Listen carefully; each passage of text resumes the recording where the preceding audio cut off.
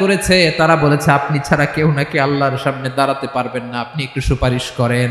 বিশ্বনবী বলবেন আসো আসো, আজকের দিনে আমি ছাড়া আল্লাহর সামনে কেউ দাঁড়াতে পারবে না। বিশ্বনবী এমন ভাবে অজর দ্বারায় সিজদায় লুটিয়ে পড়ে কাঁদবেন, রব্বুল আলামিনের রহমতের দরিয়ায় জোশ লেগে যাবে। বিশ্বনবী একবার ছাগলের রান খাচ্ছিলেন, খেতে খেতে বিশ্বনবী বলেন আনা সাইয়্যিদুন নাসি ইয়াউমাল কিয়ামা, আমি কিয়ামতের দিন সর্বশ্রেষ্ঠ হব, মানুষের মধ্যে সর্বশ্রেষ্ঠ সেরা আমি বিশ্বনবী। আলহামদুলিল্লাহ পড়েন। বিশ্বনবী বলেন সেদিনটা বড্ড ভয়ঙ্কর, সেদিন কেউ কারো কোনো উপকারে আসবে না, বন্ধু বন্ধুর কাজে আসবে না, স্ত্রী স্বামীর উপকারে আসবে না, স্বামী স্ত্রীর উপকারে আসবে না, পীর সাহেব মুরিদরে বাঁচাতে পারবে না, মুরিদ পীর সাহেবরে বাঁচাতে পারবে না, নেতা কর্মীর পরিচয় দিবে না, কর্মী নেতার পরিচয় দিবে না, ভাই বোনকে চিনবে না, বোন ভাইকে চিনবে না, বাবা তার সন্তানকে চিনবে না, মেয়েকে দেখে মা দৌড়ে দৌড়ে পালাবে। বড্ড ভয়ঙ্কর দিন। বিশ্বনবী বলবেন জমিনটা এখনকার মতো থাকবে না, পুরো জমিনটা সমান হয়ে যাবে ফ্ল্যাট। এখন তো গোল, তখন ফ্ল্যাট। সবাই এক জমিনের উপরে দাঁড়াবে, সূর্যটা মাথার কাছে চলে আসবে, সূর্যের গরমে মানুষের মাথার মগজ গলে গলে কানের ছিদ্র নাকের ছিদ্র দিয়ে বেয়ে বেয়ে পড়বে। সবাই হয়রান পেরেশান ক্লান্ত শ্রান্ত। মানুষগুলো বলবে বাঁচার কোনো উপায় নাই। 50,000 বছর মানুষ এরকম দৌড়াবে, চিৎকার করবে, কাঁদবে, বাঁচার কোনো উপায় নাই। সবাই বলবে আহ, আল্লাহ যদি বিচারটা শুরু করতো, যা হবার হবে, আগে বিচার শুরু করুক। বিচারই শুরু হয় না, বিচার শুরু হইতেই 50,000 বছর। আল্লাহ, 50,000 বছর, 5,000, 15,000 না, 50,000 বছর এরকম যাবে। মানুষগুলো কাঁদতে কাঁদতে বলবে চলো আমরা আদম আলাইহিস সালামের কাছে যাই, যেন আল্লাহরে যে সুপারিশ করে, আল্লাহ আপনি বিচার শুরু করেন। কিয়ামতের ময়দানে সবাই মিলে সাইয়েদনা আদম আলাইহিস সালামের কাছে যেয়ে বলবে ইয়া আবাল বাশার ইয়া আউয়ালাল আম্বিয়া, ও আদম নবী আপনি দুনিয়ার বুকে প্রথম নবী, আল্লাহ নিজ হাতে আপনারে 60 হাত লম্বা করে বানিয়েছেন, আপনার সম্মানে ফেরেশতাদেরকে সেজদা দিতে বলেছেন, দুনিয়ার প্রথম নবী প্রথম মানুষ আপনি, আপনি আল্লাহরে যে সুপারিশ করেন যেন আল্লাহ বিচার শুরু করে। আদম আলাইহিস সালাম বলবেন আমি পারবো না, কারণ আল্লাহ আমাকে একটা নিষিদ্ধ গাছের কাছে যেতে নিষেধ করেছিল, আমি ভুল করে এই গাছের ফল খেয়েছি। নাফসি নাফসি, আজকে আমার কি হবে আমি জানি না, আমি বড় লজ্জিত।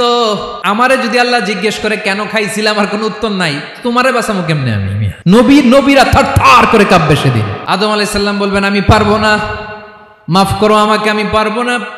ওই যে ভুল করে গন্ধম খেয়ে ফেলেছি, নিষিদ্ধ গাছের ফল খেয়ে ফেলেছে, আমি বড় লজ্জিত অনুতপ্ত, আমি পারবো না।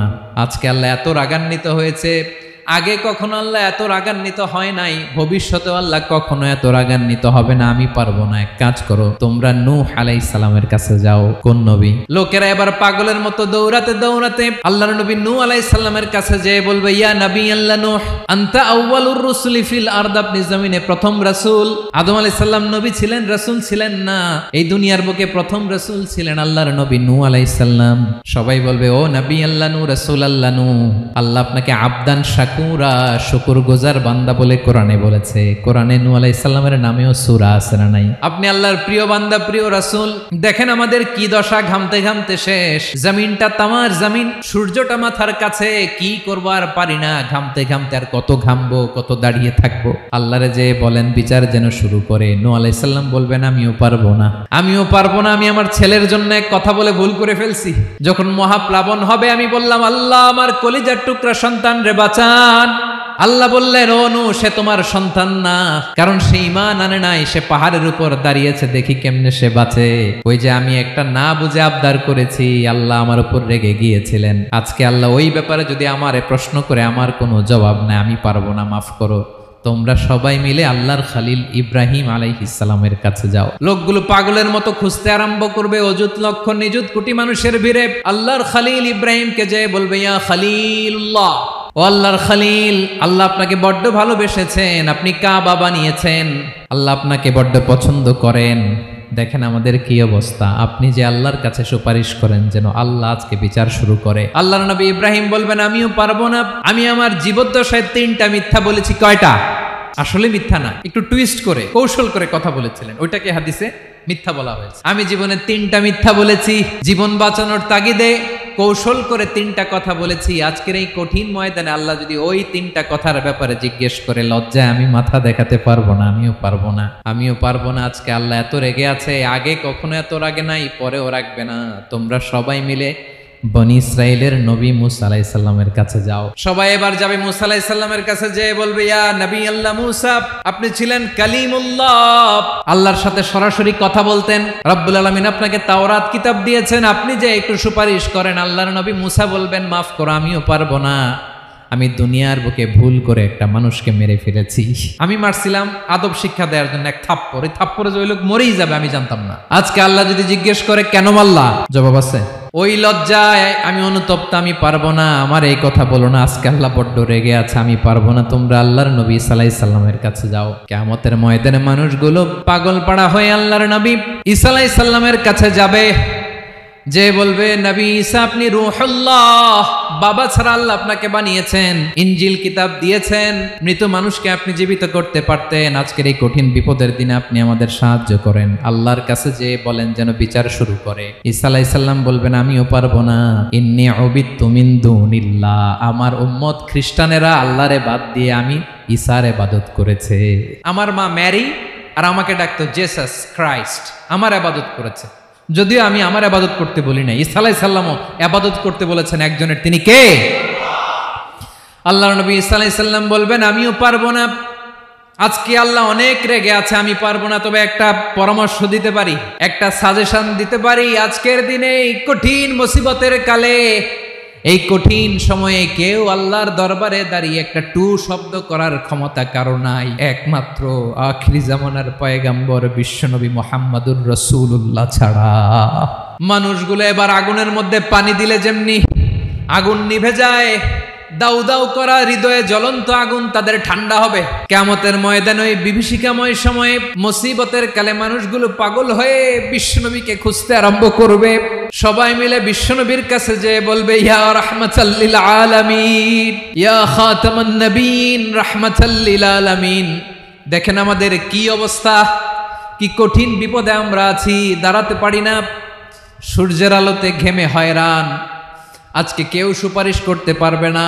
সব নবীরা অপারগতা স্বীকার করেছে, তারা বলেছে আপনি ছাড়া কেউ নাকি আল্লাহর সামনে দাঁড়াতে পারবেন না, আপনি একটু সুপারিশ করেন। বিশ্বনবী বলবেন, আসো আসো, আজকের দিনে আমি ছাড়া আল্লাহর সামনে কেউ দাঁড়াতে পারবে না। বিশ্বনবী মাকামে মাহমুদে যে আল্লাহু আকবার বলে সিজদায় লুটিয়ে পড়বেন। আল্লাহ রাব্বুল আলামিন বিশ্বনবীকে এমন কিছু চমৎকার শব্দ শিখাবেন, ওই শব্দগুলো দিয়ে আল্লাহর প্রশংসা করে বিশ্বনবী কাঁদতে আরম্ভ করবেন। বিশ্বনবী এমন ভাবে অজর দ্বারায় সিজদায় লুটিয়ে পড়ে কাঁদবেন, রব্বুল আলামিনের রহমতের দরিয়ায় জোশ লেগে যাবে। রব্বুল আলামিন এই দৃশ্য থেকে সহ্য করতে পারবেন না। রব্বুল আলামিন বলবেন, ইয়া মুহাম্মদ ইরফা রাসাক, ও নবী আপনি মাথা তোলেন, মাথা তোলেন, আপনার কান্না আমি সহ্য করতে পারি না। নবী আপনি মাথা তোলেন, সাল তুতা, আজকে আপনি যা চাবেন তাই দেব। নবী আপনি সিজদা থেকে মাথা তুলেন, সাল তুতা। বিশ্বনবী এবার মাথা তুলবেন। এই বিভীষিকাময় সময়ে প্রত্যেক নবী বলেছেন আমি পারবো না, প্রত্যেক নবী বলেছেন নফসি নফসি, আমার কি হবে আমি জানি না, আল্লাহ আমারে বাঁচাও। প্রতিটি নবী বলবে নফসি নফসি, আল্লাহ তুমি আমারে বাঁচাও, আমারে বাঁচাও। বিশ্বনবী মাথা তুলবেন, তুলে বলবেন রব্বি হাবলি উম্মতি, আল্লাহ তুমি আমার গুনাহগার উম্মতকে বাঁচাও। এই দুনিয়ার বুকে রব্বুল আলামিন সব নবীকে একটা করে দাওয়া মুস্তাজাবা দিয়েছেন, মানে যে দোয়া করলে কবুল হয়ে যায় সাথে সাথেই। দাও বিহা, দুনিয়ার সব নবীরা ওই দোয়াটা দুনিয়ায় করে ফেলেছে। সব নবীকে আল্লাহ একটা করে দোয়া দিয়েছেন, নবী দোয়া করলেই কবুল। সব নবীরা ওই দোয়া করে ফেলেছে দুনিয়াতে। বিশ্বনবী বলেন আমি করি নাই। ওয়া ইন্নী আখতাবিউ দাওয়াতি শাফাআতান লি উম্মতি ইয়াউমাল কিয়ামাহ, আমার ওই স্পেশাল দোয়াটা আমি দুনিয়ার বুকে কঠিন বিপদে পড়েও কোনোদিন করি নাই। আমি আমার স্পেশাল দোয়াটা কিয়ামতের দিন আমার গুনাহগার উম্মতকে সুপারিশের জন্য রেখে দিয়েছি। আল্লাহ বলবেন নবী ইরফা রাসাক, মাথা তোলেন, আর কাটবেন না। বিশ্বনবী মাথা তুলবেন। আল্লাহ বলবেন সাল তুতা, আপনি যা চাবেন তাই দেব। ওয়াশফা তুশাফা, সুপারিশ করেন, সুপারিশ কবুল করব। বিশ্বনবী বলবেন আল্লাহ ওই স্পেশাল দোয়াটা দুনিয়াতে করি নাই, আজকে আমি তোমার দরবারে দাঁড়িয়ে কিয়ামতের দিন ওই দোয়াটা করছি। আল্লাহ আমার যে উম্মতের হৃদয়ে যাররা পরিমাণ ঈমান আছে, আমার একটা উম্মতকেও তুমি জাহান্নামে ঢুকাতে পারবা না। বিশ্বনবী পাগলের মতো একবার হাউজে কাউসারে যাবেন, একবার সিরাতে যাবেন, একবার পুলসিরাতের দিকে, একবার হাউজে কাউসারের দিকে পাগলের মতো দৌড়াতে থাকবেন, তার কোনো গুনাহগার উম্মত যাতে জাহান্নামে ঢুকে না যায়। সেদিন কেউ সুপারিশ করতে পারবে না বিশ্বনবী ছাড়া। এজন্য 5 নম্বর আল্লাহ বললেন, মান যাল্লাযী ইয়াশফাউ ইনদাহু ইল্লা বিইযনিহি। কার সাহস আছে, কার এত বড় বুকের পাটা কিয়ামতের কঠিন দিন আল্লাহর সামনে দাঁড়িয়ে সুপারিশ করবে? কারো ক্ষমতা নেই, কারো ক্ষমতা নাই। বিশ্বনবী সেদিন সিজদায় পড়ে উম্মতের জন্য কাঁদবেন, সবাই কাঁদবে, নফসি নফসি, আল্লাহ আমারে বাঁচাও, আল্লাহ আমারে বাঁচাও। বিশ্বনবী বলবেন উম্মতি উম্মতি। বিশ্বনবী আমার জন্য কাঁদবেন, আপনার জন্য কাঁদবেন, আমাদের জন্য সেদিন কেঁদে কেঁদে জাহান্নামের দরজায় দাঁড়িয়ে আমাদেরকে টেনে টেনে জান্নাতে ঢুকাবেন। এজন্য এই বিশ্বনবীর ভালোবাসা যেন আমাদের হৃদয়ে ভরপুর থাকে। আমার ভাইয়েরা, প্রতি শুক্রবার বিশ্বনবীর উপরে বেশি বেশি যেন আমরা দুরূদ পড়ি। আমরা যখন বিশ্বনবীর সালাম দেই, দুরূদ পড়ি, একদল স্পেশাল ফেরেশতা আছে যারা বিশ্বনবীর দুরূদটা নিয়ে সরাসরি বিশ্বনবীর রওজায় যায়, যে বলে অমুকের বেটা অমুক আপনারে সালাম দিয়েছে। বিশ্বনবী নিজ কবরের থেকে নিজেই সালামের উত্তর দেয়।